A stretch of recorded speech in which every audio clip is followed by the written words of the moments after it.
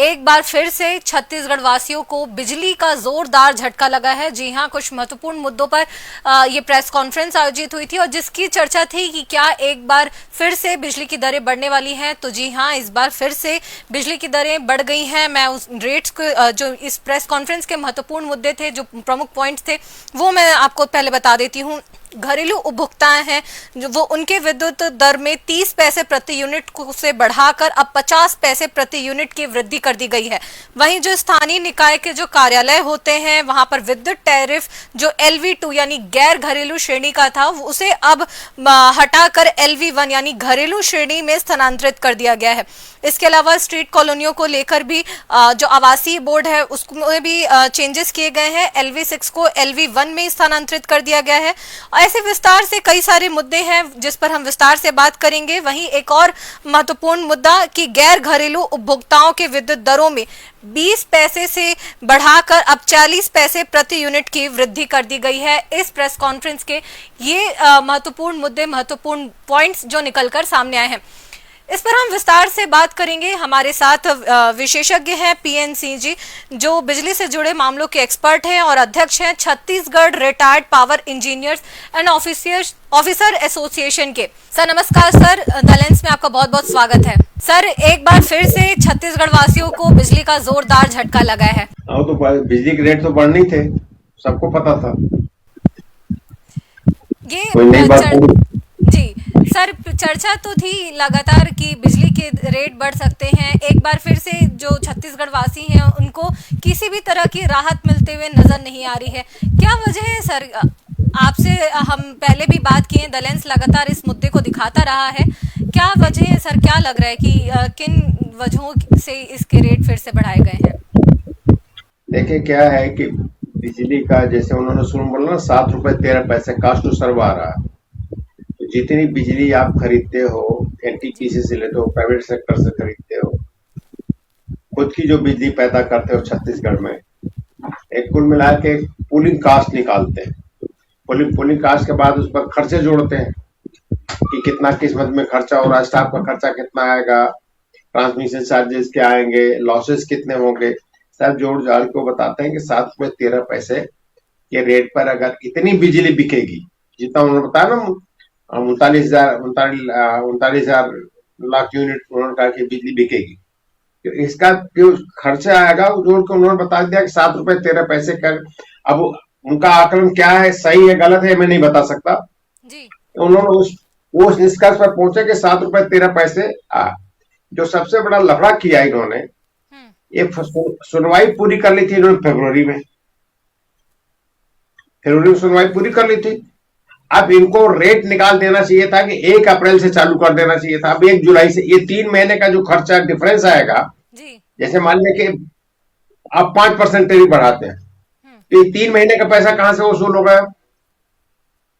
ये क्या होगा, अगले साल जब फिर जाएगी टेरिफ पिटीशन दाखिल होगी तो साहब हमको तो आपने इतना बढ़ाया था, हमको तो 9 महीने पैसे मिलने वसूल करने का मौका मिला और ये 3 महीना करा गया, तो अगले साल हमारा फिर बढ़ाने का। अगर आप मान लीजिए कि हमसे 100 रुपया लेना है, आप 10 महीने हो गए 10 रुपए महीने में हमसे लोगे, 12 महीने हो गए तो 8 रुपए महीने लोगे, तो हमारे ऊपर उतना भार नहीं पड़ेगा हर महीने। लेकिन आपने क्या किया कि वो 3 महीने गायब कर दिए। अब 9 महीने में साल भर का पैसा वसूल करना है, वो होगा नहीं, तो अगले साल फिर वो आएगा पैसा लेने के एग्जाम को और अगले साल उनको फिर पैसा दीजिए। दूसरा ये इन्होंने क्या किया है कि ये जो सरकारी तंत्र है, ये लोकल सेल्फ गवर्नमेंट है, उसको सस्ती दर पर बिजली देने का क्या मतलब? वो पैसा तो सरकार देती है ना। जितनी भी स्वायत्त संस्थाएं हैं, स्थानीय शासन निकाय हैं, नगर पालिका है, नगर निगम है, नगर पंचायत है, इन्हें सबके कार्यालय ये अपने पैसे तो चलते नहीं, सरकार के अनुदान पर चलते हैं। जैसे किसानों का बिजली का रेट है तो 90% पेमेंट तो सरकार करती है ना, तो उसमें किस बात की राहत देने की क्या जरूरत है हमारी, ये समझ में नहीं आया सर। आज के प्रेस कॉन्फ्रेंस में आपने किसानों का मुद्दा उठाया और इसमें अभी ये है कि कृषि पंपों के लिए विद्युत दरों में 40 पैसे प्रति यूनिट की वृद्धि कर दी गई है, यानी किसानों के ऊपर भी बोझ बढ़ रहा है अब। कितना बढ़ के कितना जा रहा है? 40 पैसे प्रति यूनिट की और वृद्धि हुई है। बढ़ती गैस हुई है तो मतलब सब्सिडी पहले वाले कितना? कृषि पंप कनेक्शनों को ऊर्जा प्रभार में दी जा रही छूट को 30% से बढ़ाकर अब 40% कर दिया गया है। क्या है देखिए, एक गाइडलाइन है नेशनल पावर पॉलिसी की जी। कि किसी को भी बिजली जो कास्ट अनुसार भेजे, 7 रुपए 13 पैसे है ना, हम्म। तो 7 रुपए 13 पैसे का मिनिमम 80% आपको लेना पड़ेगा। ये पहले एग्रीकल्चर में बहुत कम था, रेट कम था, तो सरकार की तरफ कहा जाता कि इसमें आप बढ़ा सकते, इसका पेमेंट हम कर देंगे, आम किसान के ऊपर इसका बर्डन नहीं जाएगा। तो 80% उसका अगर हमने निकाला है, करीब करीब 5 रुपए 70 पैसे या 5 रुपए 80 पैसे के आसपास आता है। If it is well with in that limit, तो उसमें कोई दिक्कत की बात नहीं। ठीक है, 80% लेना था, 80% ले लिया। अगर उसको ऊपर जाता है तो थोड़ा सा किसानों के लिए तकलीफ दे बात है कि साहब इसको आपने महंगा कर दिया। 40 पैसे बढ़ाए, वो इसीलिए बढ़ाया उन्होंने, वहां सबसे ज्यादा वृद्धि इसीलिए की है क्योंकि वो पेमेंट सरकार को करना है। सर इस अभी जो आपसे बातचीत में समझ आ रहा है कि ये जो रेट्स हैं वो जो बढ़ोतरी हुई है ऑलरेडी जो कंपनी है जो हमें प्रोवाइड कराती है उसके ऊपर बहुत ज्यादा दबाव बढ़ रहा है। उस बढ़ते दबाव को थोड़ा समझना चाहेंगे कि कैसे उस पर दबाव बढ़ा जा रहा है। क्या सरकार की नीतियों में कहीं ना कहीं कुछ चीजें हैं जो जिस पर काम किया जाना चाहिए थे? ये दबाव अचानक ही बढ़ रहा है कि वर्षों से ये दबाव बढ़ता चला रहा है? देखिए क्या है, बिजनेस बिजनेस जैसा होना चाहिए, जी। ताली बजाने वाला काम नहीं होना चाहिए। अब भी एक सवाल जवाब में मैंने से पूछा कि समाधान योजना में आपने एक लागू किया, 30 जून तक उसको रजिस्ट्रेशन कराना है, और उसमें आपने सरचार्ज में छूट दे दी है 600 करोड़ रुपए की। जो आपको कंज्यूमर से वसूल करना था, आपने कहा कि साहब वो पेमेंट नहीं कर पा रहा है, नहीं किया है, तो 600 करोड़ रुपए छूट दे देता हूं, और बचा पैसा उसका 10 किस्तों में वसूल होना है। पहली किस्त जमा करके उसने 600 करोड़ रुपए की छूट ले ली, दूसरी किस्त आ रही है, 600 करोड़ रुपए आपने जमा कराया, छूट छूट छोड़ दिया, और आपको मिला है 3 महीने में 70 करोड़ रुपया। दूसरी किस्त आ नहीं रही, कंज्यूमर दे नहीं रहा है उनका तो बिल कम हो गया ना, तो सर क्या पैसा दे नहीं रहा। सर क्या ये मुफ्त की रेवड़ी सरकार के ऊपर भारी पड़ रही है? ये क्या है, ये ताली बजवाने वाला काम जिसको बोलते हैं, डिडोरा डोरा, और देखो बड़ी सुविधा दे रहे, बड़ी सुविधा दे रहे, सुविधा दे रहे, लेकिन आदमी पैसा तो दे नहीं रहा है ना। हम लोग 40 साल नौकरी किए हैं, इस तरह से काम नहीं करते थे। तुम्हारे ऊपर बिजली का बिल बकाया, पैसा जमा करो। रामलाल अगर पैसा दे सकता है, कोई आदमी 90% लोग पेमेंट कर देते हैं, 10% क्यों नहीं पेमेंट करते? और ऐसा नहीं है कि गरीब लोग हैं, बड़े लोग हैं पेमेंट नहीं करते। सर क्या लग रहा है, जैसे छत्तीसगढ़ है जो पावर हब कहा जाता है, जीरो पावर कट स्टेट, एक बहुत बड़ा नाम यहाँ पर छत्तीसगढ़ का रहा, कई सारे यहाँ पावर स्टेशन है, लेकिन ऐसे हालात कि घरेलू कंज्यूमर्स के ऊपर लगातार बोझ, कंपनी के ऊपर बोझ, सरकार के ऊपर बोझ, कर्ज में डूबते जा रही है। आखिर पावर कंपनियों के ये हालात क्या अंदेशा जता रहे हैं, क्या संदेश दे रहे हैं? क्या ये वाकई में रेट है वो हर साल दर साल बढ़ते रहेंगे और कभी भी हमें राहत नहीं मिलने वाली?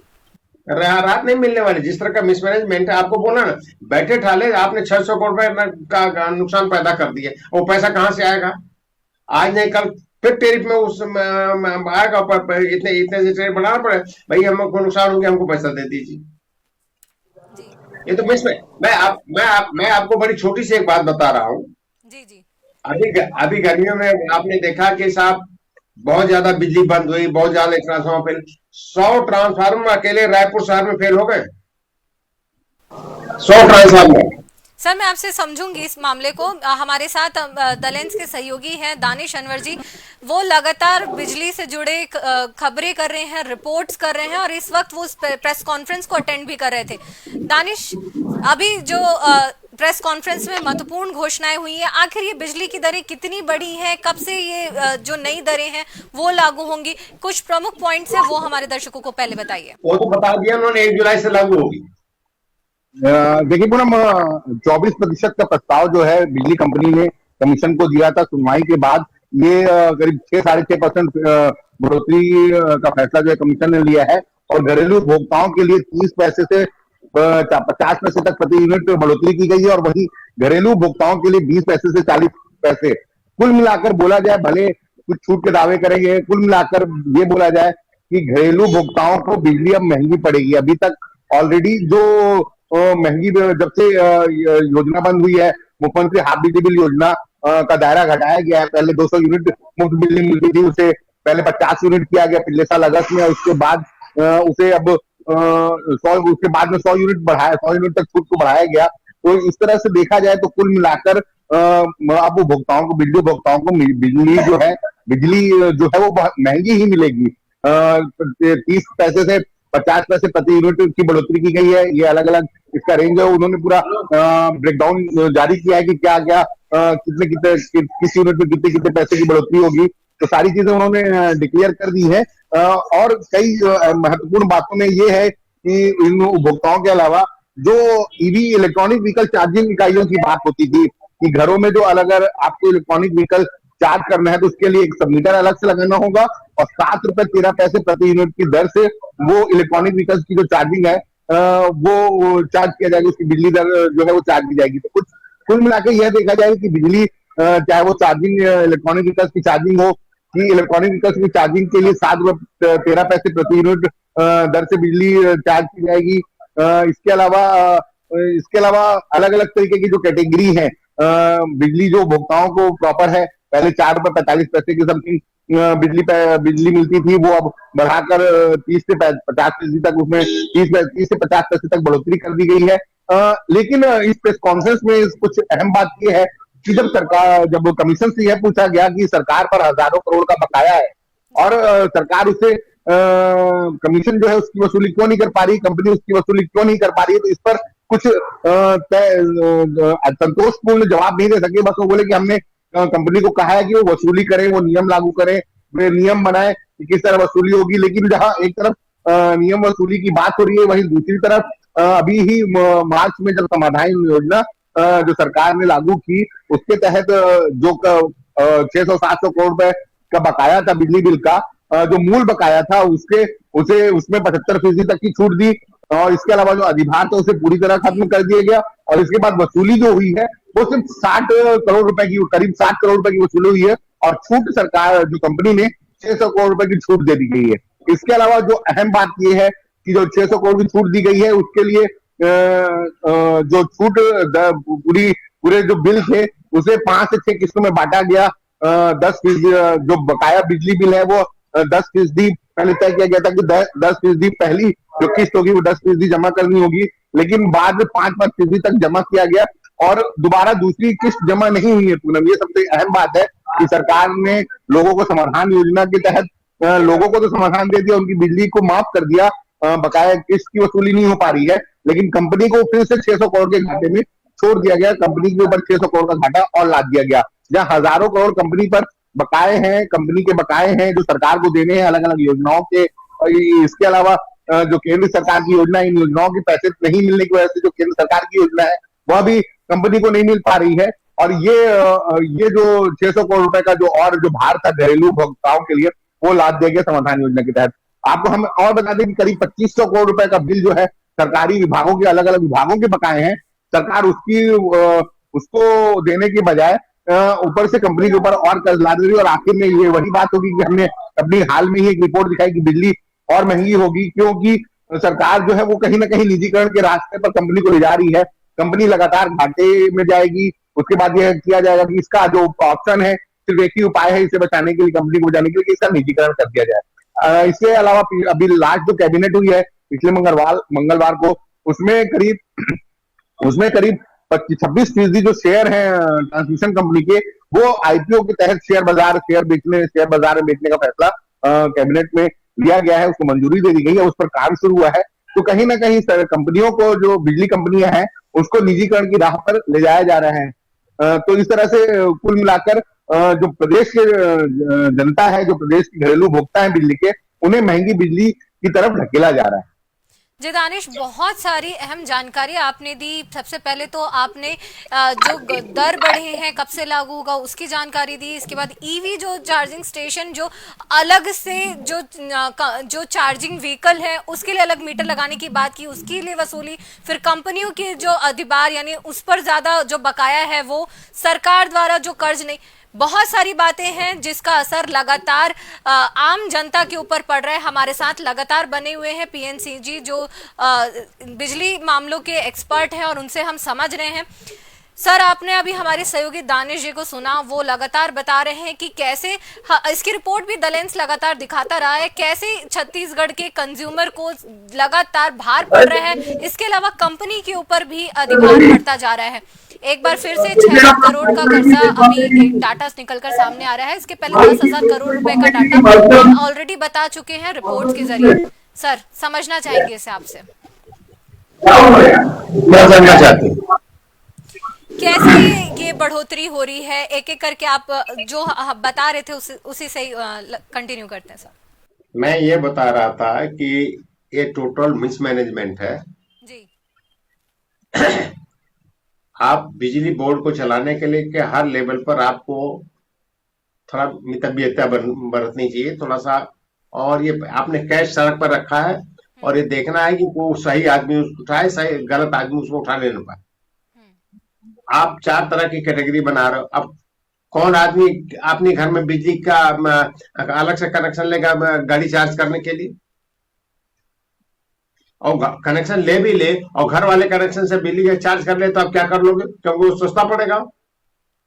आप चौकीदार लगाओगे क्या? हर जगह चौकीदार बैठाओगे हर घर में? 60 लाख कंज्यूमर, 60 लाख घरों में चौकीदार बैठाओगे कि साहब ये बिजली वाला कनेक्शन लिया है, ये चार्जिंग का कनेक्शन लिया था, इसलिए इसमें इसके बजाय घर वाले चार्ज में करने पाए। बहुत ये बड़ी ये सब की जबरदस्ती का अफलातूनी विचार आता है। फिर आपने, मैंने बोला कि आप कल जो नगर पंचायत, नगर निगम, इनके जो ऑफिस हैं, इनका रेट हम सस्ता कर देंगे। अरे किसान गरीब आदमी का सस्ता करो ना भाई, सरकार को सस्ते की क्या जरूरत है? सरकार तो महाबली है ना, ये तो दे सकती है पैसा, उसके पास पैसा है तो दे सकती है। उसका बिजली रेट क्यों सस्ता कर रहे हो? फिर आप नेतागिरी करने लगते हो। महिला समूह को संरक्षण देना सरकार काम है, आपका काम थोड़ी है भाई। उनको 10% छूट दे देंगे। स्व सहायता समूह महिलाओं को 10% हम रिबेट देंगे। अरे तुम कौन हो? तो सरकार देगी ना रिबेट। सरकार अपनी तरफ से बोल देती कि ठीक हम इसमें रिबेट दे देंगे, आप अपना आपको बिजली बिल जो होगा उसमें 10% रिबेट दे। सरकार बोल देती, सरकार देती। ये जो समाधान योजना में आपने लोगों को 600 करोड़ रुपए डुबाए हैं, सरकार ने ये क्यों नहीं कहा कि नए पैसे सख्ती से वसूल करो जो डिफॉल्टर है उनसे, हम मदद करेंगे? सरकार ये क्यों नहीं बोलती है? सरकार को बोलना चाहिए ना कि भाई ठीक है, ये नीतियों में कमी है और इसके अलावा एग्जीक्यूशन से लेके सभी स्तर पर कमी नजर आ रही है। मैं बोला ना कि हर स्तर पर लेथार्जी है और हर स्तर पर मिसमैनेजमेंट है जी। आपको बोला नहीं थे, रायपुर शहर में इतने साल से मैं हूं, इतने सारे ट्रांसफार्मर फिट कभी नहीं हुए एक साल। उसका पैसा लगता है ना, ट्रांसफार्मर पैसा लगता है, लगाने में मेहनत लगती है, उसमें मजदूरी लगती है, उतनी देर बिजली बंद रहती है, उसका पैसा नुकसान होता है, तब कहां से आएगा? सर, इसी से जुड़ा आपसे सवाल है। आपने कहा 60 लाख कंज्यूमर हैं, एक एक घर में जाकर कहा जिनके घर में इलेक्ट्रिक व्हीकल है उसके लिए अलग से मीटर लगाना, ये घोषणा करना आसान लग रहा है, क्या इसके एग्जीक्यूशन में कितनी बड़ी चुनौती सामने नजर आ सकती है सर इसमें? मैंने जैसे मान लीजिए मेरे पास इलेक्ट्रिक व्हीकल है, मेरे पास इलेक्ट्रिक कार है, मैंने अपने घर में मीटर लगा लिया, सब ये चार्जिंग वाला पॉइंट है हमारा, ये इसका मीटर अलग है। हमने 4 दिन उसमें चार्ज किया और 26 दिन अपने घरेलू मीटर से चार्ज कर दिया, तो आप क्या कर लोगे? रात को हम 12 बजे अपनी गाड़ी को चार्जिंग में डाल देंगे उस पर, तो आप क्या आप कैसे पकड़ोगे? इससे अच्छा था, कोई ठोस रणनीति नजर नहीं आ रही है। नहीं, इससे अच्छा था जो कार खरीदता है उसको बोलो कि भैया तुम अपने घर पर एक सोलर पैनल लगवा लो, और रात उसको दिन में जब जाता है चार्ज कर लेना, तो हमारी बिजली बचेगी, अब तुमको भी सस्ता पड़ेगा और टोटल भार भी सिस्टम पर कम पड़ेगा। सर, पेट्रोल डीजल के दाम तो ऐसे ही बढ़ रहे हैं, इसके अलावा छत्तीसगढ़ दानिश मेरा मैं कुछ कहना चाहता हूँ। पीएन सिंह जी भी हैं, वो इसको ज्यादा अच्छे से एक्सप्लेन करेंगे। एक जो इन्होंने आज प्रेस नोट जारी किया है, उसमें जो पूरे जो कमीशन ने जो जारी किया है, उसमें एक यह बढ़ाया है कि उपभोक्ता श्रेणी LV1 LV2 के अंतर्गत जारी किए जाने वाले अस्थायी कनेक्शन पर LV1 LV2 के लिए लागू होने वाले समान टैरिफ का 1.25 गुना से बढ़ाकर उसे 1.5 गुना कर दिया गया है। इसके अलावा जो है टीओडी को लेकर निम्न दाब और उच्च दाब की टैरिफ में छूट की बात कही है, और कहीं अधिभार लगाने की बात हुई है। तो सुबह 9 बजे से लेकर शाम 5 बजे तक टैरिफ में 5% की छूट रहेगी। लेकिन वही जो पीक आवर होता है, जहां बिजली सबसे ज्यादा खपत होती है, वहां आप टैरिफ में 5% का अधिभार लगा रहे हैं। तो जब बिजली कम हो रही है तो उसमें छूट दे रहे हैं, लेकिन जब बिजली का इस्तेमाल ज्यादा हो रहा है तो उसमें कहीं ना कहीं जो 5% का अधिभार है, वो उपभोक्ताओं पर और ज्यादा असर करेगा। इसको ज्यादा के पीएन सिंह नहीं बताएंगे, तो मैं यही जानना चाहता हूँ पीएन सिंह जी कि जो यह क्लॉज डाला गया है कि टैरिफ में 5% की छूट रहेगी जो निम्न दाब के समय रहेगी, और उच्च दाब जब बिजली का पीक आवर रहेगा उसमें अधिभार लगाया जाएगा, कहीं ना कहीं इसका असर तो बिजली उपभोक्ताओं पर तो पड़ेगा ही। भाई साहब, ये सबको मालूम है आजकल कि ग्रिड में दिन में बिजली बहुत ज्यादा उपलब्ध है। पावर हाउस को बैकिंग डाउन करना पड़ रहा है, तू बंद कर दे भैया, हमारी बिजली नहीं बिक रही। उसका दूसरा समाधान था, कंज्यूमर पर दबाव डालने के बजाय आप बैटरी स्टोरेज लगा लेते।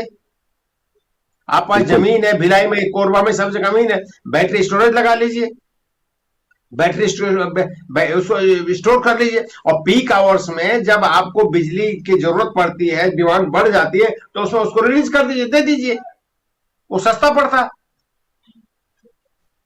आप पब्लिक को साफ साफ बताइए ना कि आपको कोई प्रॉब्लम हो रहा। आप सरचार्ज पब्लिक से बोलो तुम सरचार्ज दो। देखिए, शाम को 6 बजे के बाद सबको लाइट चाहिए, लाइट सबको चाहिए ना। अब उस टाइम पर बोलता नहीं हम महंगा कर देंगे तुमको, ये अमेरिकन सिस्टम लगा रहे हो तुम। अमेरिका में, कैलिफोर्निया में यही सब बीमारी पाले थे, और सन 2000 में पूरे कैलिफोर्निया स्टेट में अंधेरा हो गया, इमरजेंसी लगानी पड़ी, सिस्टम कनेक्ट हो गया। जनता को त्रस्त करने के लिए एक और यहाँ पर ये फैसला है पीएन सिंह जी, आप ये जो कमीशन में लोग बैठे हैं, हाँ। इनको इस बात की चिंता तो है नहीं जी। हाँ, हमको क्या करना, हम तो बैठ गए हैं भाई। हम तुमको तकलीफ होगी तुम जानो, किताब में पढ़ लिया हो, कभी प्रैक्टिकल जाके फील्ड में उतर के देखो, काम करो, तब समझ में आएगा ना एक्चुअल दिक्कत क्या होती है।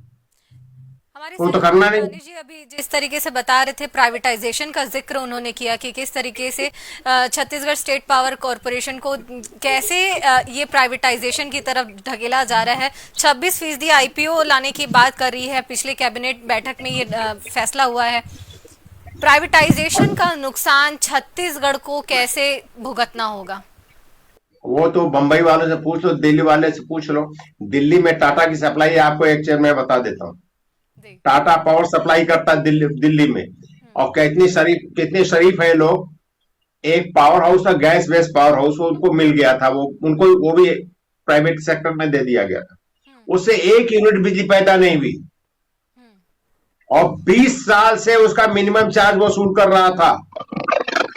और एक केस पब्लिक ले गई सुप्रीम कोर्ट में, और सुप्रीम कोर्ट ने डिसीजन दे दिया कि ये पैसा तुमको नहीं मिलेगा, जो तुम अभी वसूल किए हो, और सब तुम वापस हो।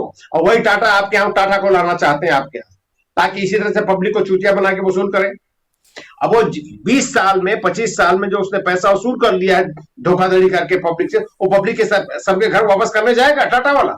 बहुत बड़ा आरोप, बहुत बड़ी बात आप कह रहे हैं ऑलरेडी। अरे मैं अपनी तरफ से नहीं लगा रहा, ये तो सुप्रीम कोर्ट का डिसीजन है। माननीय सुप्रीम कोर्ट का डिसीजन दिया कि पैसा तुमको नहीं मिलेगा, तुमने गलत काम किया है, ये पैसा वापस करो। और सुन लीजिए, आपको बता रहा हूं, और सोचिए प्राइवेट सेक्टर कैसे करता है। रिलायंस के पास दिल्ली में भी एक क्षेत्र में डिस्ट्रीब्यूशन का लाइसेंस था, बॉम्बे में भी था, BSES उसी का था। इन्होंने क्या किया, ये ट्रांसफार्मर खरीदे। ट्रांसफार्मर कहां से खरीदा? किसी मैन्युफैक्चरर से नहीं खरीदा।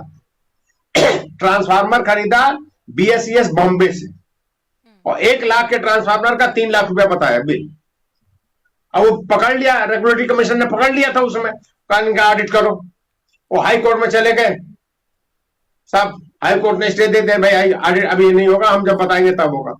वो कमीशन का चेयरमैन मेंबर चला गया, साल 2 साल में रिटायर होकर चला गया, और उसके बाद उन्होंने वो अब आज तक उसका फैसला नहीं हुआ कि ऑडिट होगा कि नहीं होगा। 20 साल हो गए, ऐसा खेल हो रहा है। तो प्राइवेट वाले लाओगे तो ऐसे ही करेगा वो, आपको जो करना है सो कर लो, जिस कोर्ट में जाना चले जाओ। वाकई बहुत बड़ी बात है कि सरकार को ये जो निजीकरण का झुंझुना पकड़ा रहे हैं ना, हाँ। आने दीजिए। ये अब अभी तो सरकार का है, तो बोलते हैं कि साहब देखो ये महंगा हो गया, सस्ता हो गया। उसमें क्या बोल देंगे, जो पार्टी सत्ता में रहेगी, कांग्रेस रहे, बीजेपी रहे, चाहे जो भी रहे, ये क्या बोलेंगे, अरे भाई वो तो उसका है, वो हम क्या कर सकते हैं उसमें, वो तो रामलाल श्यामलाल की दुकान है। अभी अभी बस वाले में हुआ ना, 50% रेट बढ़ा दिया। अभी बोल हम विचार कर रहे हैं, और विचार क्या करो भाई, तो पब्लिक जेब से जा रहा है ना, तुम 2 महीने विचार मत करो, तुम 10% 20% बढ़ाओगे, और वो लोगों से वसूल कर लिया उसने, वो हर एक जाएगा कंडक्टर उसके घर वापस करना पैसा। उस दिन तुमसे अंदर 5 रुपए ज्यादा लेती, 5 रुपए वापस ले लो तुम। ऐसे लूटतंत्र इसमें चलता है। आदमी का, हिंदुस्तान में आम आदमी का विश्वास सरकार के ऊपर है कि चुनी हुई सरकार लफड़ा नहीं करेगी। आपको याद होगा जब पहली बार बीएसएनएल ने अपना डेबिट कार्ड, ये मोबाइल के कार्ड बेचने चालू किए थे, लाठी चार्ज हो गया था यहीं जी रोड पर, 20,000 की भीड़ खड़ी थी कि हमें दे दो, हमें दे दो, क्योंकि उनको मालूम था कि इसमें कोई घपला नहीं होगा, इसमें जो पैसा आएगा सरकार खजाने में जाएगा, रामलाल श्यामलाल सेठ के घर में नहीं जाएगा। उसमें वो रिलायंस की टेलीकॉम कंपनी थी, वो डूब गई जो बाद में इसी घपलेबाजी में। और सेवा कैसे देते हैं, सेवा कैसे देते हैं, नक्सलाइट क्षेत्र में टावर किसका लगेगा, बीएसएनएल का लगेगा, वहां रिलायंस का नहीं लगेगा, वहां आइडिया का नहीं लगेगा, वहां एयरटेल का नहीं लगेगा, वहां बीएसएनएल वाला लगाएगा। ये शहर में लगाएंगे, रायपुर में लगाएंगे, बिलासपुर में लगाएंगे, भोपाल में लगाएंगे, दिल्ली में लगाएंगे, लेकिन नक्सल प्रभावित क्षेत्र में जहां गोली चल रही है वहां बीएसएनएल लगाएगी। इनकी सेवा का स्तर। और सरकार पगला, जो भी सरकार सत्ता में रहती है पगला ही रहती है कि नहीं नहीं रामलाल बढ़िया करेगा, बढ़िया करेगा। वाकई में छत्तीसगढ़ सरकार को इन सब फैसलों के ऊपर पुनर्विचार करना चाहिए, जिस तरीके से पीएनसी जी हैं। नहीं, आप अपना काम करो। मैं मान लो इनएफिशिएंसी है, उसको दूर करो ना, कौन मना करता है? किसी ने मना किया इनएफिशिएंसी दूर करने के लिए? मना किया क्या किसी ने? समझते हैं सर। आइए चेयरमैन बैठा दे, तो आइए चेयरमैन बना जिसको बिजली का बिल नहीं मालूम। हाँ। कोई इंजीनियर को बैठाओ, जिसके पास एक्सपीरियंस हो, जिसने काम किया उसको बैठाओ। रामलाल श्यामलाल को बैठा दो, उसको कुछ पता नहीं रहता, बोल पाता नहीं वो। वाकई बहुत सारी अनियमितताएं हैं, मिसमैनेजमेंट की। आप एक एक करके जो बातें कर रहे हैं उसको और विस्तार से समझेंगे। मैं दानिश जी का रुख करती हूँ। दानिश जी, आपने इस प्रेस कॉन्फ्रेंस को अटेंड किया, मैं एक दो चीजें हैं आपसे समझना चाहूंगी। सरकारी अधिकारियों का रवैया किस तरीके से था? पत्रकार जब उनसे सवाल पूछ रहे थे, क्या वो किसी सवाल से बचते हुए नजर आए, या फिर वो डेटा देने से बचते हुए नजर आए, या वो सरकार का पक्ष लेते हुए नजर आए? एक महत्वपूर्ण बात जो आपने ऑब्जर्व की है वो बताइए हमारे दर्शकों को। देखिए, कमीशन का काम होता है कि बिजली कंपनी किसी भी तरह बिजली कंपनी को होने वाले नुकसान को कम से कम करके जनता को भी राहत दे, और बिजली कंपनियों भी गड्ढे में न जाए, बिजली कंपनी भी अपनी को सांस मिलती रहे। ये काम कमीशन का होता है। लेकिन यहाँ जब प्रेस कॉन्फ्रेंस में, हालांकि अभी कमीशन के अध्यक्ष नहीं है, उन्होंने जब से वो दूसरे राज्य के अध्यक्ष का पद खाली है, तो जो सदस्य बैठे थे, जो सचिव थे, उन्होंने उनसे जब पूछा गया कि जो सरकार पर करीब हजारों करोड़ बकाया है, उसकी वसूली के लिए क्या किया जाएगा। एक तरफ जब 1000 करोड़ बकाया है, ऐसे में 600 समाधान योजना के तहत हजारों करोड़ बकाया है, मतलब 10,000 करोड़ की राशि है।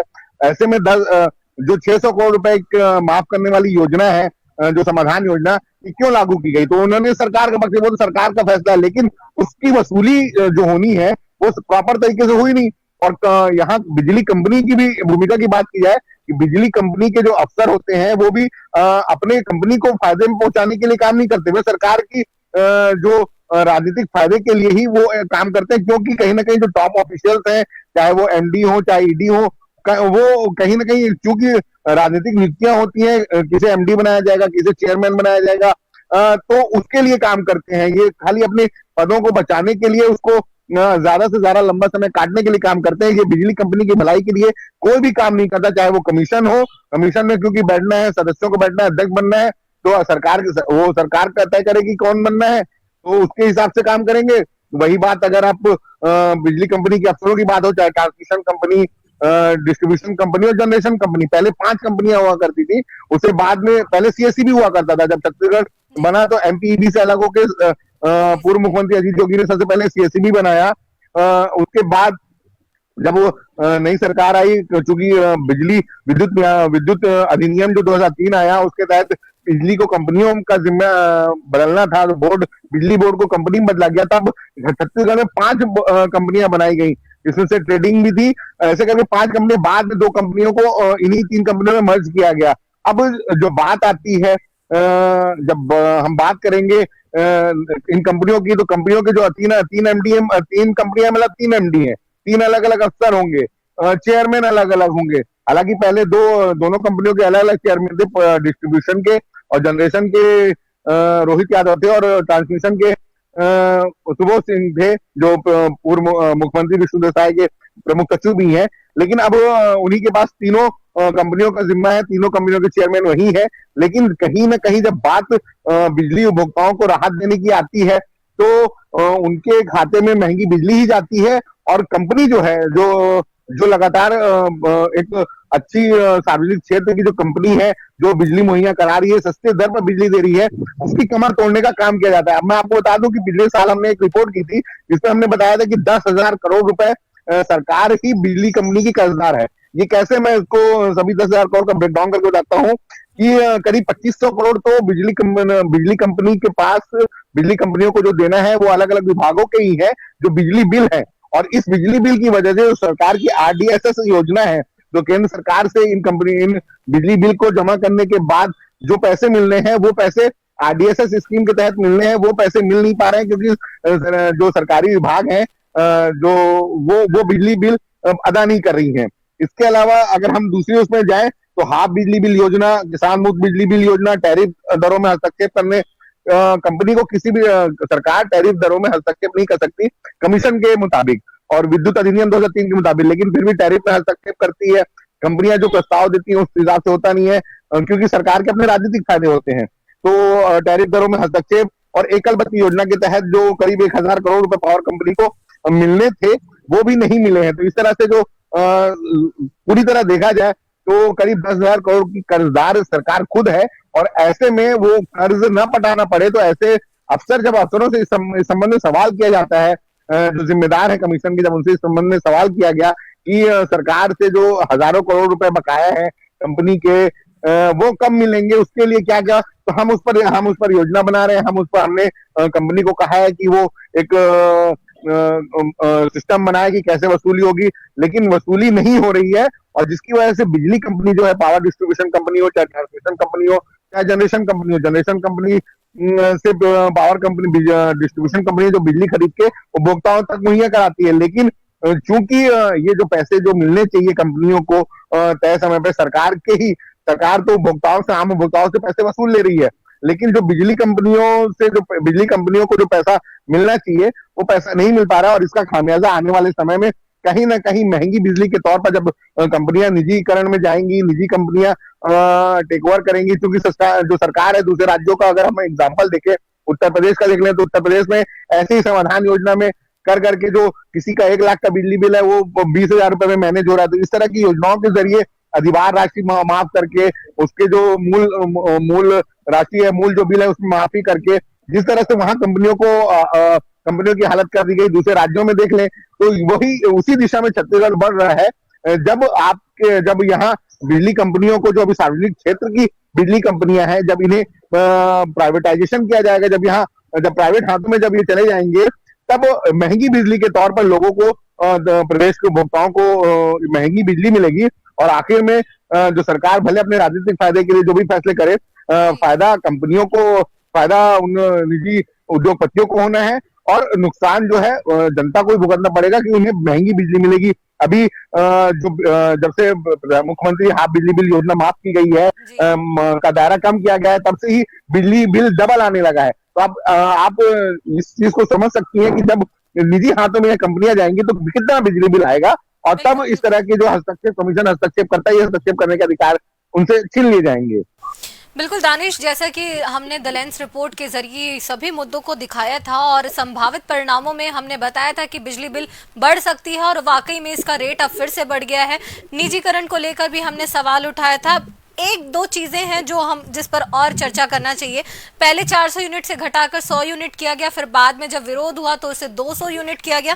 लेकिन अब जो बातें हम देख रहे हैं छत्तीसगढ़ के अलग अलग जिलों से, हम ये सुन रहे हैं कि मेंटेनेंस को लेकर लगातार सवाल उठ रहे हैं। ट्रांसफॉर्मर्स की कंडीशन है, नई लाइनें बिछाने में, जो संभावित नई लाइनें बिछाने हैं, चाहे वो सब स्टेशन हो, उन सब में देरी हो रही है। ऑलरेडी कंपनी के ऊपर कर्ज। जी, इस पर मैं बताना चाहूंगा पूनम, पीएन सिंह जी भी हैं यहाँ बैठे हैं और एक्सपर्ट के तौर पर बहुत लंबा अनुभव है उनका बिजली कंपनी को लेकर, और चूंकि उनसे बात होती रहती थी और हम भी जब मैदान पर गांव पे काम करते हैं तो पता चला जो इस बार मेंटेनेंस होना था, चूंकि सरकार को समाधान योजना के तहत लोगों को बिजली बिल माफ करने थे, तो सारे जो मेंटेनेंस की जो टीम है वह उस समाधान योजना में लगी रही और मेंटेनेंस का काम ही प्रॉपर तरीके से नहीं हुआ। उसी का नतीजा है कि छत्तीसगढ़ के राजधानी रायपुर में 100 जो ट्रांसफार्मर है वो फेल हुए, और जो छत्तीसगढ़ में लगातार कभी भी इतनी बिजली कभी छत्तीसगढ़ में गुल नहीं हुई है। लेकिन इस बार छत्तीसगढ़ में बिजली इसलिए गुल हो रही है कि जो प्री मानसून और पोस्ट मानसून दो तरीके से मेंटेनेंस होता है। बारिश आंधी तूफान से पहले पूरी तरह मेंटेनेंस होता है, जांचा जाता है कि कितनी आंधी बारिश पे कितना असर होगा, ट्रांसफार्मर पर असर पड़ेगा कि नहीं पड़ेगा। तो वो काम इस बार हुआ ही नहीं, क्योंकि पूरा महकमा जो था वह समाधान योजना के तहत लोगों के रजिस्ट्रेशन करने में लगा रहा। आप इस चीज से अंदाजा लगा सकते हैं कि इस बार जो बिजली गुल हो रही है, इतना बिजली कभी गुल नहीं हुआ है जितनी बिजली इस बार गुल हो रही है इस सीजन में। और अभी प्री मानसून है, आप समझ जाइए मानसून आएगा, फिर पोस्ट मानसून क्या हालत रहेगी, और उसमें मेंटेनेंस पे जो खर्चा होगा कितना होगा वो आप अंदाजा लगा सकते हैं। पीएन सिंह जी ज्यादा अच्छे से इस पर बताएंगे। जी, मैं वही इसी मुद्दे को लेकर मैं पीएन सिंह जी से समझना चाहूंगी कि लगातार हम रिपोर्ट के जरिए सारी बातें कर रहे हैं। सर, आपने जो चीजें बताई हैं, ऑलरेडी जो ऐसी कंपनी को यहाँ पर लाने की तैयारी है जो संशय में है, जो ऑलरेडी जिसके ऊपर केस चल रहा है, इसके बाद जो अब बातें निकलकर सामने आ रही हैं कि मेंटेनेंस नहीं हुआ है, ट्रांसफॉर्मर्स लगातार खराब हो रहे हैं, एक एक करके जो चीजें सामने आ रही हैं और जिसका जो सारा का सारा भुगतान है वो आम जनता से किया जा रहा है, सरकार की आंखें कब खुलेंगी? देखिए, ये तो सबको मालूम है कि अल्टीमेटली चाकू खरबूजे पर ही गिरेगा, कटना खरबूजे को ही, पब्लिक को ही मरना है, ये सबको पता है। ये तो पब्लिक का काम है। पब्लिक बोल रहे नहीं भाई सरकारी कंपनी नहीं आएगी, प्राइवेट नहीं आएगी, सरकारी कंपनी को ठीक करो और सरकारी अफसरों को ठीक करो। जिस आदमी ने ये योजना लाई कि साहब 600 करोड़ रुपया माफ कर देंगे, उसको सवाल नहीं पूछा एक बार भी कि साहब ये पैसा क्यों नहीं आ रहा, सेकंड किस्त क्यों नहीं आ, थर्ड किस्त क्यों नहीं आ रही, और ये 600 करोड़ रुपया अल्टीमेटली वसूल किससे होगा? जो पेमेंट करते हैं उन्हीं से वसूल होगा। आप बिजली का बिल भरते हैं, आपसे वसूल होगा, जो नहीं भरता वो तो नहीं भरेगा। तो ये जो इस तरह की फालतू स्कीमें लाते हैं और काम नहीं करने के बहाने खोजते रहते हैं, उनकी जवाबदेही तय होनी चाहिए कि नहीं होनी चाहिए? हम लोग भी काम किए हैं। शुरू में जब हम लोग ट्रेनिंग में थे तब सिखा दिया गया था कि मार्च अप्रैल के महीने में आपको सड़क पर उतरकर, खेत में उतरकर लाइन और ट्रांसफार्मर का मेंटेनेंस कराना है, और करना है वहां खड़े रहिए, देखिए ठीक से काम हो रहा है कि नहीं हो रहा। इनकी छटाई करवा दीजिए ताकि हवा जब जोर से चले तो लाइन पर आके वो लाइन को बंद ना करे। ये तो सब शुरू से ही सिखाया गया। अब जो काम करने का सीजन है, ये समाधान योजना तो जनवरी फरवरी में भी लागू हो सकती थी जब मेंटेनेंस का काम नहीं होता, दिसंबर में भी हो सकती थी। आपने यही समय क्यों चूज किया? सर आपसे एक और चीज समझना चाहते हैं कि जो जब चुनाव के पहले चुनावी वादे घोषणाएं किए जाते हैं तो बिजली बिल, फ्री बिजली बिल योजनाएं हर सरकार लेकर आती है। छत्तीसगढ़ भी जीरो पावर कट स्टेट रहा है कई वर्षों से। लगातार ये छत्तीसगढ़ जो है वो पावर हब कहा जाता है। ऐसे में 26 साल ही हुए हैं इस राज्य को बने। ऐसी दुर्दशा लाने में किन किन लोगों का हाथ है? सबका हाथ है। जो लोग सत्ता में बैठे रहे हैं वो सबका हाथ है। आप पावर हब की बात करते हैं, नहीं, सबसे बड़ा झूठ तो कुछ हो ही नहीं सकता हिंदुस्तान में। पावर हब नहीं है छत्तीसगढ़। छत्तीसगढ़ की सरकारी कंपनियों को स्थापित क्षमता 3000 मेगावाट है। बिजली की आपूर्ति 7000 मेगावाट की हो रही। 30% आपकी खुद की बिजली है जो सबसे सस्ती बिजली है, और एनटीपीसी से और प्राइवेट सेक्टर से महंगी बिजली खरीद के लोगों को आप दे रहे हो। ये पावर हब का कमाल है क्या? ये पावर हब रहता तो यही होती, लोड शेडिंग हो जाती। आपकी इन बातों से हमारे दर्शकों समेत कई लोगों की आंखें खुल गई होंगी। अगली बार मैं भी ये सवाल पूछने के पहले इसी बात पर आऊंगी सर। ये इतना बड़ा झूठ है कि पावर काहे का पावर हब है। 30% बिजली आपको अपने सोर्स से मिल रही है जो सबसे सस्ती है। सब महंगी बिजली खरीद रहे हो, तो इसीलिए जो कास्ट टू सर्व 7 रुपए 13 पैसे बताया ना, वो बढ़ता जा रहा है। कभी 2 रुपया था, 7 रुपए 13 पैसे हो गए। अगले साल अब वो भी देखने का, अगले साल फिर रिवाइज लफड़ा होगा। ये दुनिया भर के जो बहुत सारी बातें कमीशन क्लियर नहीं करता ना, जैसे उन्होंने बोला कि इतनी बिजली इस रेट से इस सेगमेंट में बिकेगी, इतना पैसा आएगा, तो उतना होता नहीं। पिछले 10 साल का रिकॉर्ड तो यही बोल रहा है, ये इनके जितने अनुमान रहते हैं सब गलत रहते हैं। कमीशन के सारे अनुमान गलत रहते हैं। ये जो बोल रहे हैं, हम भी कमिश्नर सुनवाई में हम गए थे, हमने कहा, बोला आपके पास अभी खर्चा बढ़ने वाला है। अगले साल 2 साल में पे स्केल रिवीजन होगा, कर्मचारियों को पैसा देना पड़ेगा, बड़ी भी तनख्वाह देनी पड़ेगी, उसका इंतजाम अभी से कर लो, कुछ उसके लिए अलग से फंड बना लो। उन्होंने एक नहीं किया। जो आएगा वो देखेगा। सर आपने जो साहब अभी जो सज्जन अभी प्रेस कॉन्फ्रेंस संबोधित कर रहे थे, वो नवंबर में चले जाएंगे अपने घर। अब अगले साल जो चेयरमैन आएगा, जो संबोधित करने वाला रहेगा, वो जाने उसका काम जाए। ये रिस्पॉन्सिबिलिटी का आलम गंभीर यहाँ पर जो स्थिति है वो निकलकर सामने आ रही है। आपने एक दो शब्द कहे कि अब जो वाकई में जो एम्प्लॉयज हैं उनकी सैलरीज बढ़ानी है। एक और वो तो नहीं, वो 8वां कमीशन बैठा है ना, कमीशन बैठा हो तो करना ही पड़ेगा।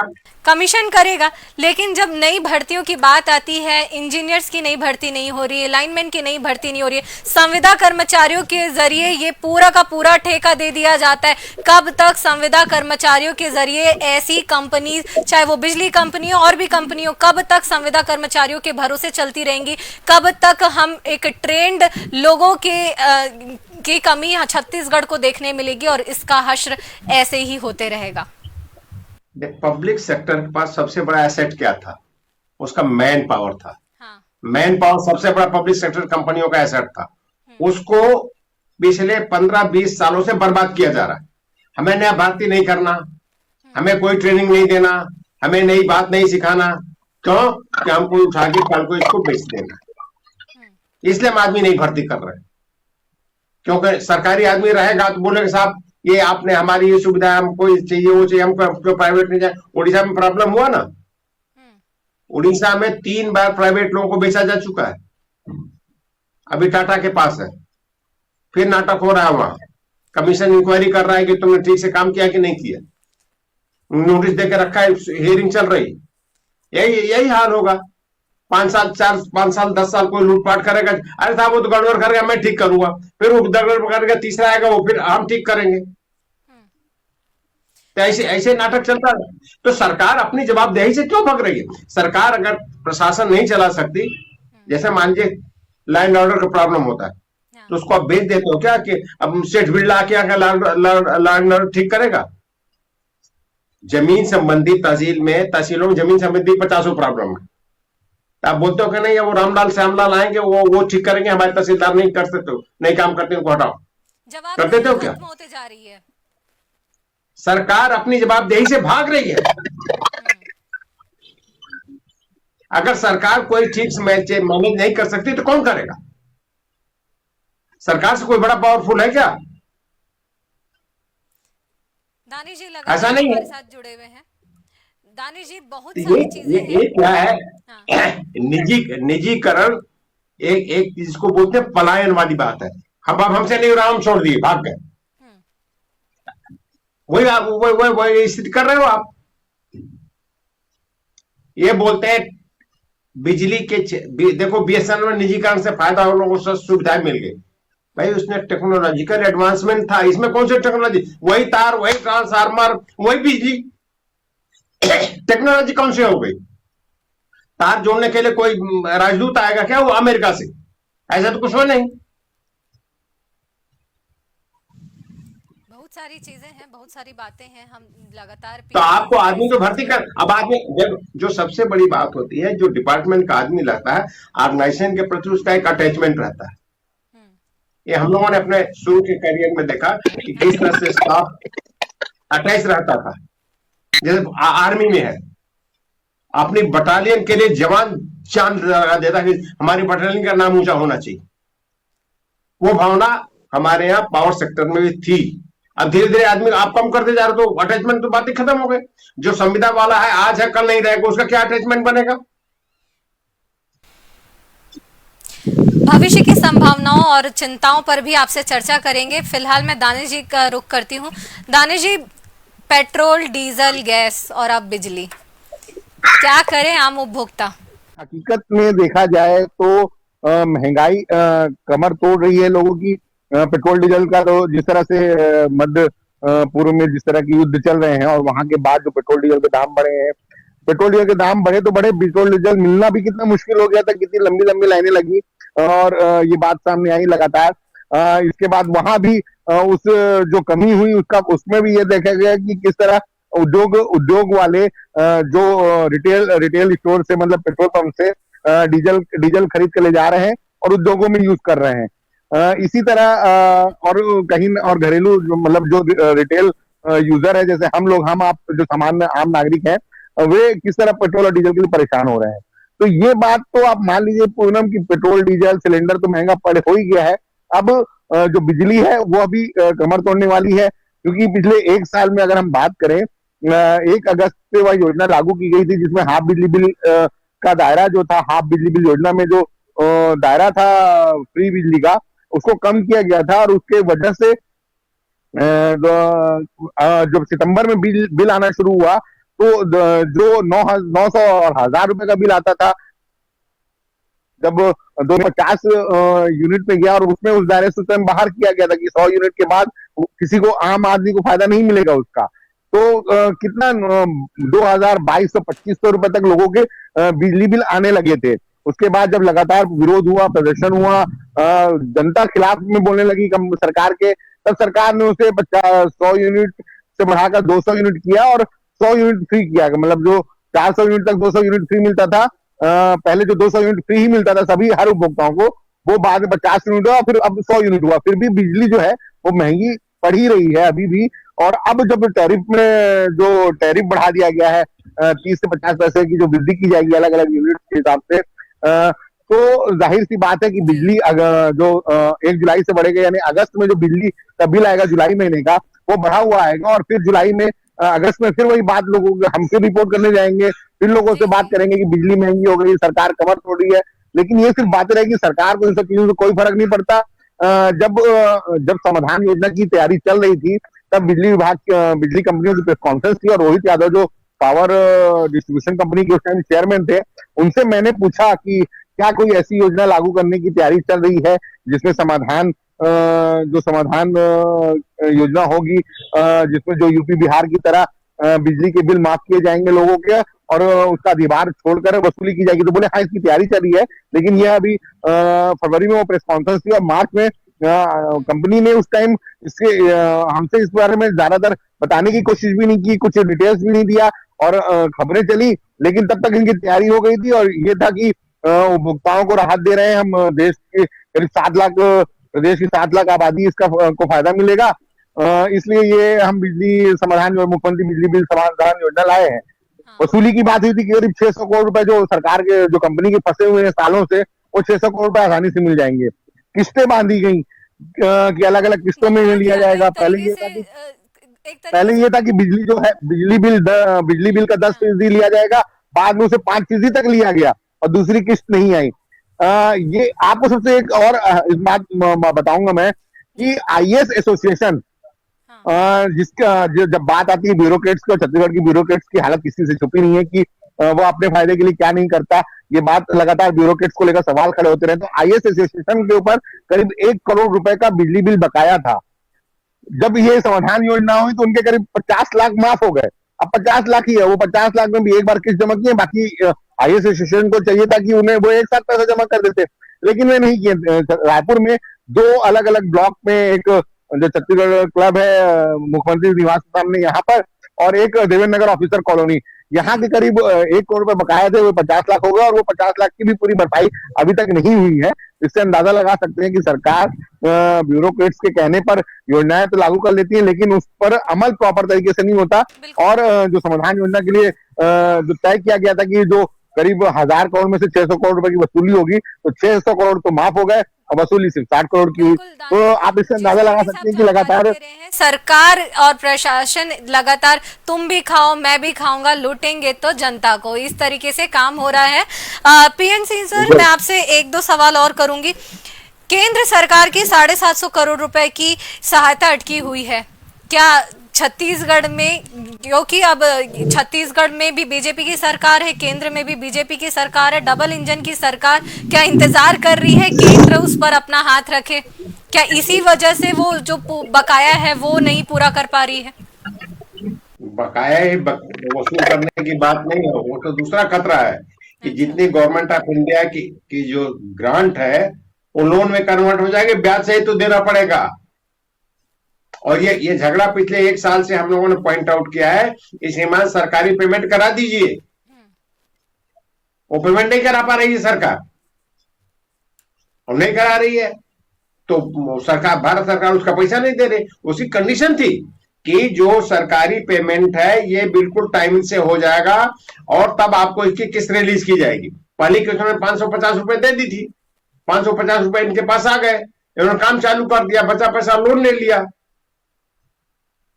और लोन देने वाली एजेंसी बैठी थी, उन्होंने दे दिया, 9% ब्याज उसका चल रहा है, और वो जो पैसा भारत सरकार से अनुदान आना था वो नहीं आया।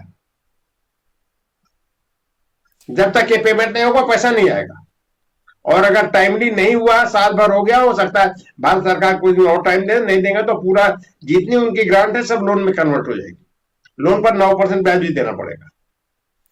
वो 750 करोड़ का 750 करोड़ का लफड़ा नहीं है, 750 करोड़, 750 करोड़ तो जाएगा ही।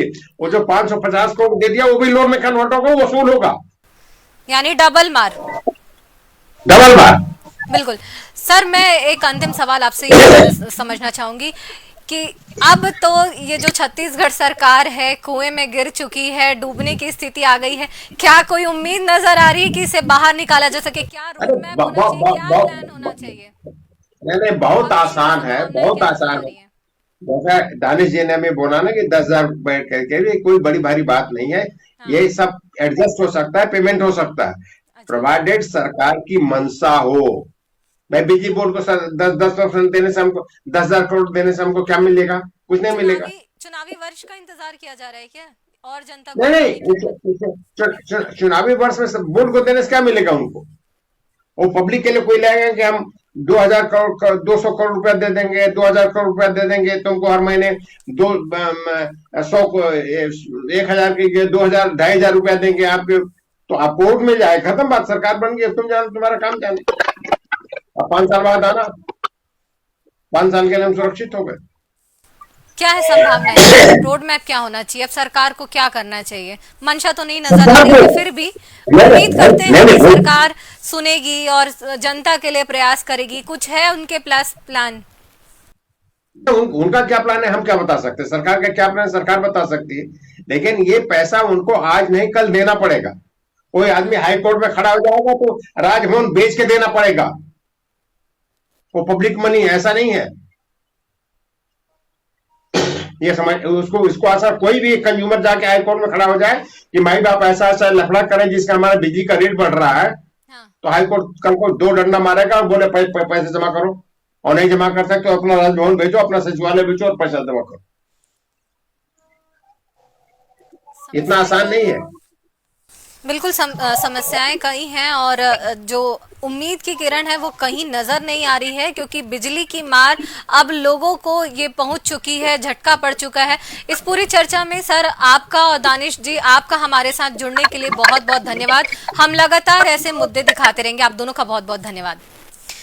फिलहाल सरकार एक तरफ राहत योजनाओं की घोषणा करती हुई नजर तो आती है, लेकिन राहत कहीं से भी नहीं मिलती। जी हाँ, मिसमैनेजमेंट इतना ज्यादा हो चुका है। इस पूरी चर्चा का सार ये निकलकर सामने आया है, सरकार की मंशा पर सवाल उठ रहे हैं कि क्या वाकई सरकार है वो जनता का हित सोचती है, तो उसका जवाब है नहीं, क्योंकि वो खुद ही जिस कंपनी के ऊपर भरोसा उनके ऊपर बना हुआ है, जिस कंपनी के ऊपर ये पूरा प्रयास है कि वो जनता को राहत दे, उसका पैसा ही वो मिली भगत कर, चाहे वो प्रशासन के साथ हो सरकार, वो पूरी की तरह जो जनता का पैसा है उसे लूटने का प्रयास कर रही है। कहीं से ही राहत की खबर आने वाले दिनों में नहीं आने वाली। इस बार रेट बढ़ा है, हो सकता है कुछ महीनों बाद, कुछ साल के, एक आध साल के अंदर फिर से रेट बढ़ जाए।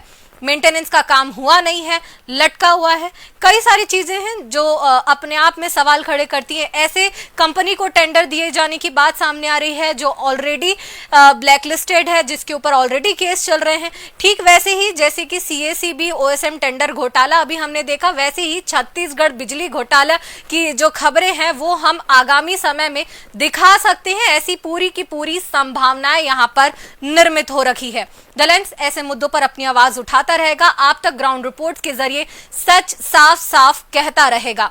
इस पूरे मामले पर आपका क्या कहना है, हमें कमेंट्स के जरिए अपनी प्रतिक्रियाएं जरूर दीजिए। फिलहाल मिलते हैं किसी और विषय के साथ, नए वीडियो में किसी और चर्चा के साथ। देखते रहिए द लेंस।